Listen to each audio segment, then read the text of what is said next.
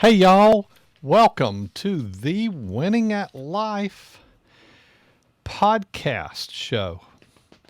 Always great to have you joining in. Always fun to have another session with you sharing financial tips. I had a lot to choose from, but I'm going to cover one of the more popular talks we've had on Winning at Life, the radio show over the years. And Social Security was the number one topic that we would receive questions about. And any of these topics and ideas that you have that we should talk about or that you would like to hear about or for us to cover in depth, reach out to me, info@GregoryRicks.com, with questions and ideas that you would like to hear on the podcast as well.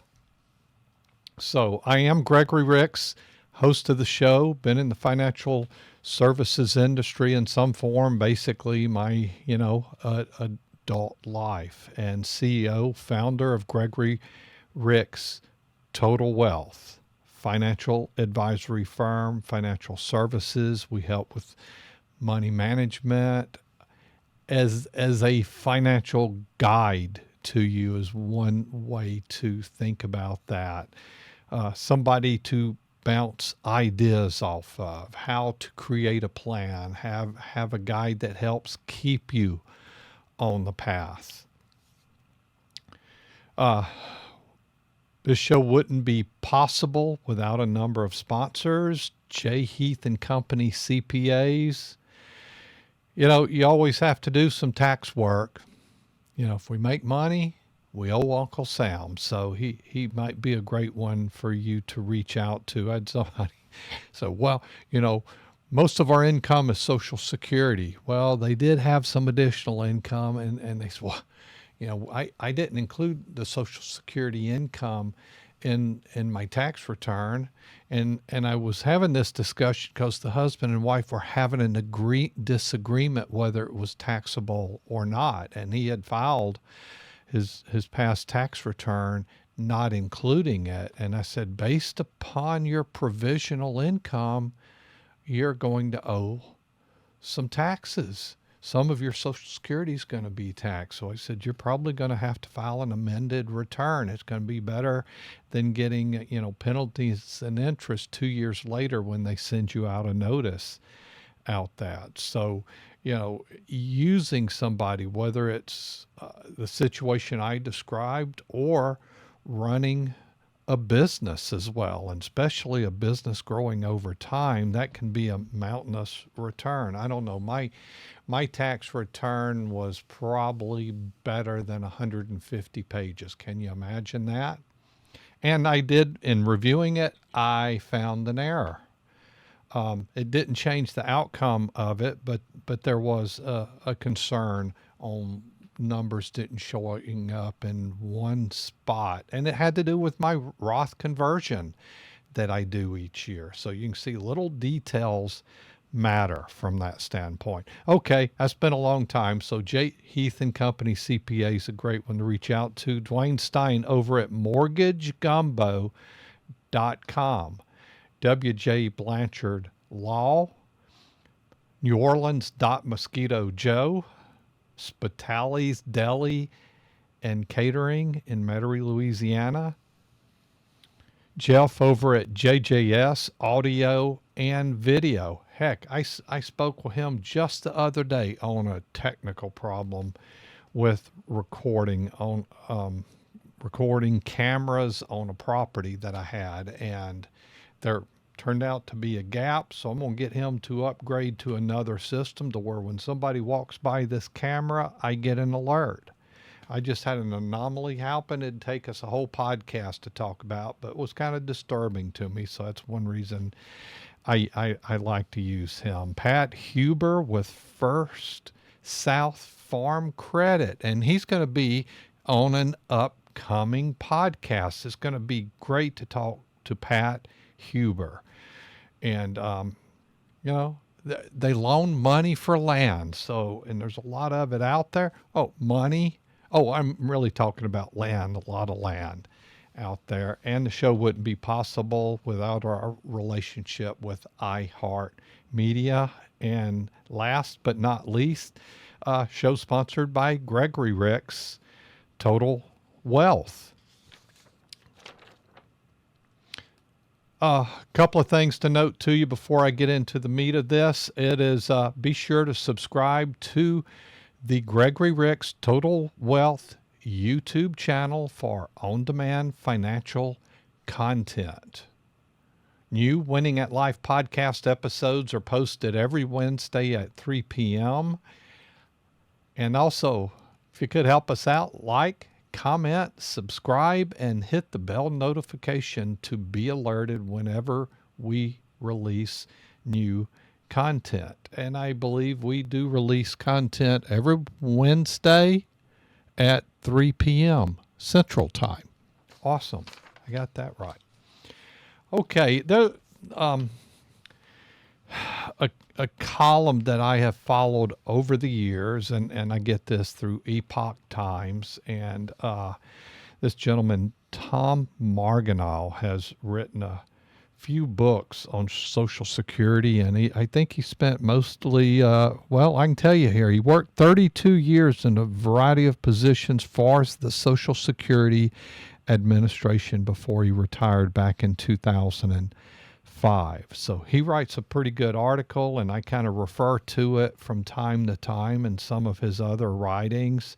It's kind of a lot cleaner than going directly from the Social Security website, and then there's a voluminous area that doesn't get talked about, and I won't get into now, but I'll save that for an upcoming areas. You know, like if you want more than you could possibly read for the rest of your life, there's that much there in documentation. So, and one of the things we're wanting to talk about is how Social Security calculates retirement benefits. So in a nutshell, Social Security retirement benefit is a percentage of your average monthly income using your highest 35 years of inflation adjusted earnings.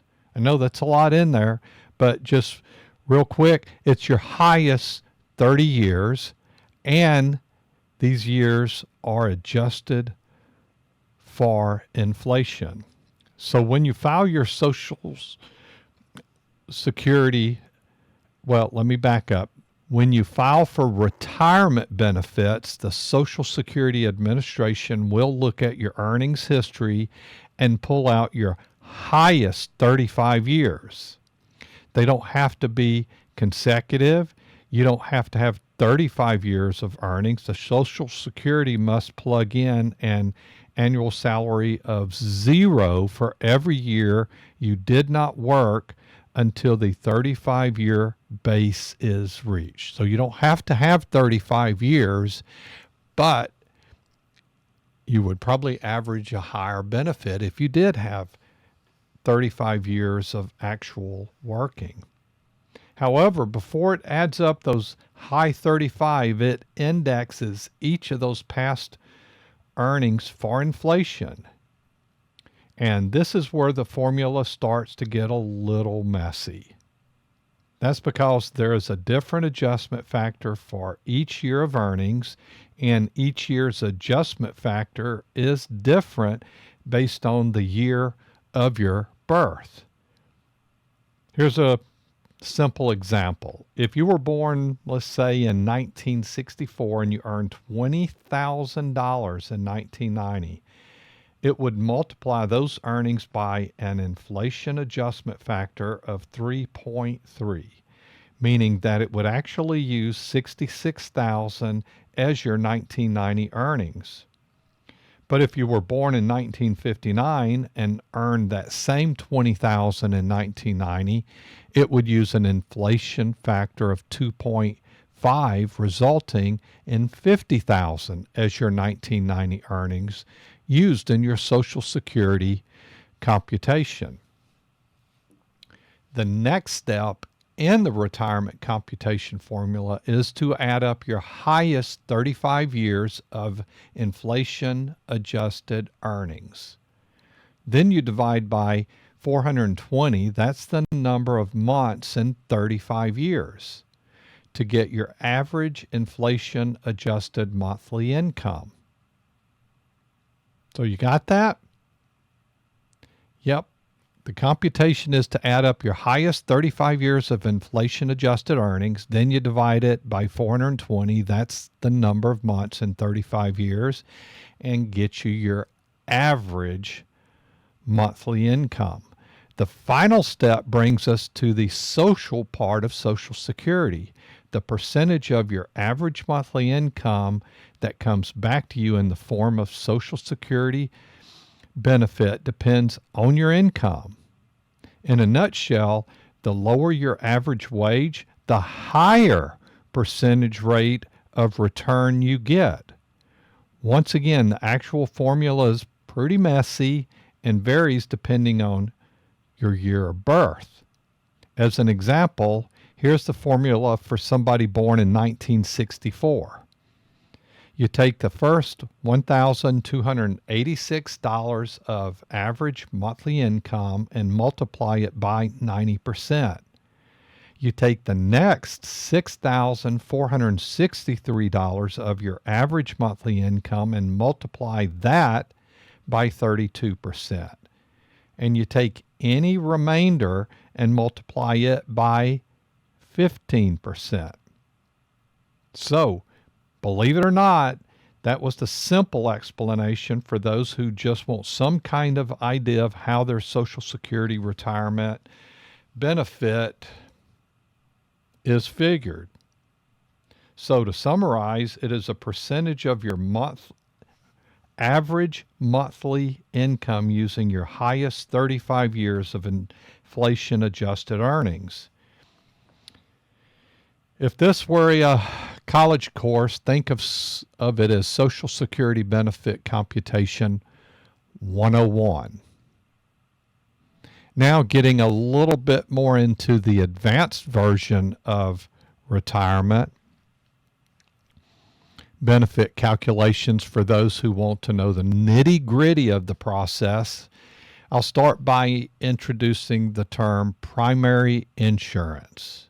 I know some of you might like, oh my gosh, I'm going to zone out on this. Well, just bear with me here for a few minutes. I think it'll help you out as well. So once again, we're going to introduce the term primary insurance amount, or PIA. And it's not the PI, the pain in the you-know-what. It's the primary insurance amount, or we commonly call the PIA. The PIA is your basic retirement benefit upon which all future calculations will be based. The raw PIA is actually calculated at age 62. In other words, when the SSA pulls out your highest 35 years of earnings, it uses only earnings up to age 62. Then that raw PIA gets cooked or increased to take into account any earnings that you had after age 62, and to include any cost of living adjustments that were authorized for Social Security benefits after the year you reach 62. See, that's already a lot. Probably got your head swimming there on that. But it gets a little tricky when SSA does the recomputation for any earnings that you have after age 62. If you work full-time until age 66, for example, you would normally assume that those earnings between 62 and 66 would definitely increase your primary insurance amount, the PIA. After all, you figured that they are some of your highest earning years, so they'll become part of the high 35. But that's not necessarily accurate. And here's why. For reasons that I really don't totally understand, earnings after age 60 are not indexed for inflation. They get calculated at the current dollar value. So if your raw primary insurance amount was based on a full 35-year history of high inflation adjusted earnings, your current earnings may not be high enough to become part of your high 35. So they won't increase your benefit, or they possibly might bump up your PIA, but not by much. It's a real simple answer to say, what is Social Security based upon? It's based on your highest 35 years. And then you hear this discussion about, but you have to consider your primary insurance amount. Yeah, so it is the highest 35 years, but subject to your primary insurance amount. So once again, the raw PIA was based on a full 35-year history of inflation-adjusted earnings. Your current earnings may not be high enough to become part of your high 35, so they won't increase your benefit, or they possibly might bump up the PIA, but not by much. Now, what we hear from listeners all the time, they tell me they are confused because the benefit estimate that they are getting from SSA now at age 66, for example, is not as much more than the estimate they got back at age 62. Their current benefit estimate includes COLA increases, but either little or no bump for their post-62 earnings. The reason why is the lack of inflation indexing after age 60. So I think this is an important part of determining, sometimes people are working to increase their Social Security benefit. As you can see, you might not should do it based upon just that. I want to get some more earnings in there.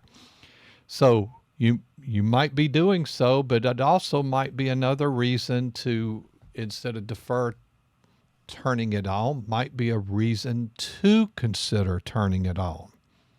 As you can see, the Social Security retirement benefit formula is pretty messy, but for most of you, I'd say don't worry about it. Just let SSA do it for you. Go to socialsecurity.gov and click on the Get a Benefit Estimate icon on the home page. It will walk you through the process of finding out what your Social Security benefit will be. Now, what we do at our firm is we do run Social Security analysis for clients that have not turned on their Social Security benefit, because we don't just worry about the benefit, we worry about how it correlates with the income you've built up over time. Or we don't, I'll start this over. To be clear, I had a whole lot of numbers running through my head at the moment there. But we don't just look at your Social Security benefits. We look at Social Security benefits as being a part of your retirement income. So at Social Security benefits, how does that correlate with the income that's going to be distributed from assets? And when it's a household, we're looking at each of you of what does it look like now? What is it going to look like in the future? And how does that correlate to income? How does that impact the household? The spouse with maybe the lower benefit should turn on, because the one that has the higher benefit, we're also looking at it as a leave behind benefit. How does that correlate to income coming off of assets? Are we going to lean more on Social Security, or do we need a bridge? Or are we going to be stressing assets on the back end of retirement? We're having to look at all these different scenarios there to kind of make decisions on that. In some cases, we've looked at it, and also in spouse, well, you need to turn, meaning the spouse with the lower benefit is yours. It makes more sense to go ahead and get that taken into the household, not leaning on assets. because the spouse with the higher income is leaving the higher left behind benefit. Because what I'm speaking of there is when somebody dies in the couple, in the household, the smaller benefits going away. There are some choices there to draw widow's benefit just on your income and then switch to the other spousal benefit. We're looking at those scenarios, but these are calculations we're doing and planning for how investments are going to kick out income and how is Social Security going to be impacted on that. So some cases like where you're seeing here that, well, heck, I'm not getting much inflation adjusted, might not keep waiting to turn on those benefits from that standpoint, because you're not adding on years that could be increasing that from that standpoint. Now, once again, you also have to consider, how are these benefits going to be taxed? And there's, for a single filing, 25 through 34,000 up to 50%, the benefits are taxable based upon that provisional income. Over 34,000 of provisional income can be up to 85% of the benefits will be taxable. For married filing jointly, we're speaking of over 32,000 of income. 32,000 to 44,000 will be taxable up to 50% of the benefits, and over 44,000 is up to 85% of the benefits. So that, once again, is something to consider on when you're turning on these benefits as well, the taxes on that. So reducing or eliminating tax on Social Security income, postpone receiving Social Security benefits either by waiting to file or suspending your claim for later years in which your other income or income sources are lower. Reduce other sources of income calculated in the provisional income, wages if you're employed, distributions from 401k IRAs. You have to look at when you might be doing conversions, for example. Interest and dividend income, including interest and tax-free muni bonds, capital gains, pension payments, taxable portion of inheritance, any source of taxable income. So reducing or eliminating tax on Social Security income, the big, beautiful BUILD Act signed into law July 4th of 2025, the new senior tax deduction, $6,000 deduction for individuals 65 plus, $12,000 deduction for married couples age 65 plus. Eligibility is full deduction, income under 75,000 for a single, or 150,000 for couples. Phases out completely at 175,000 for someone that's single, or 250,000 for couples. This isn't a forever thing, it's in the bill and it's effective through 2028. Does not repeal taxation on Social Security benefits. It reduces taxable income instead. Little bit of up-to-date information on that, and hopefully that gives you a little bit of help. I've got another piece by Charlie Dice, I believe that is. Let me make sure I got the name right. I might have wrote it down here wrong. Let me see if I can get to it quickly here. That would be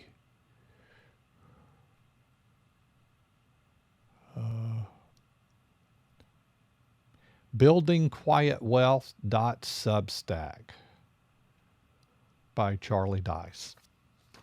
Hey, here's something I was thinking about, because when we deal with families, we see this come up often.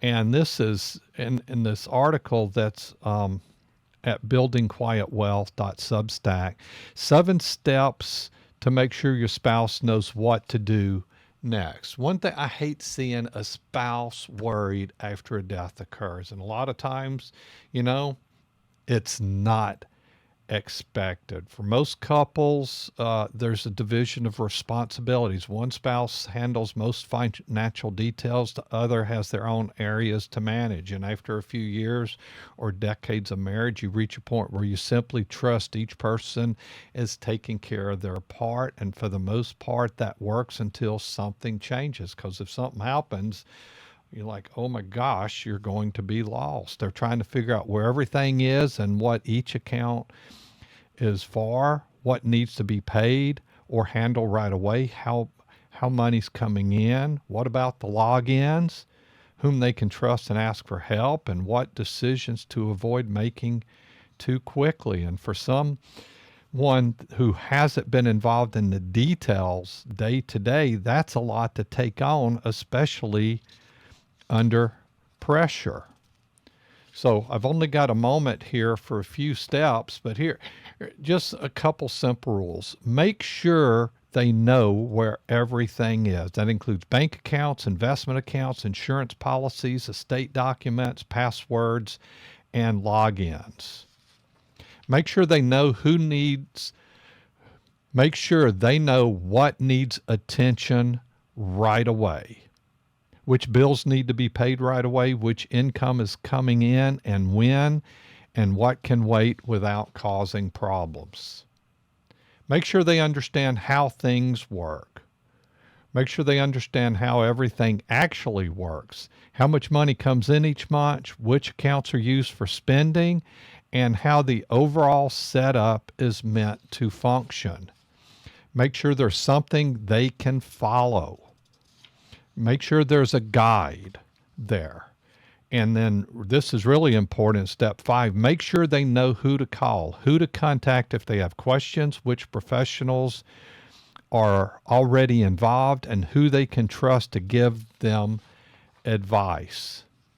And make sure they know what not to do. Avoid making big financial decisions too quickly. Avoid moving investments out of fear, and avoid trusting advice that doesn't feel clear or right.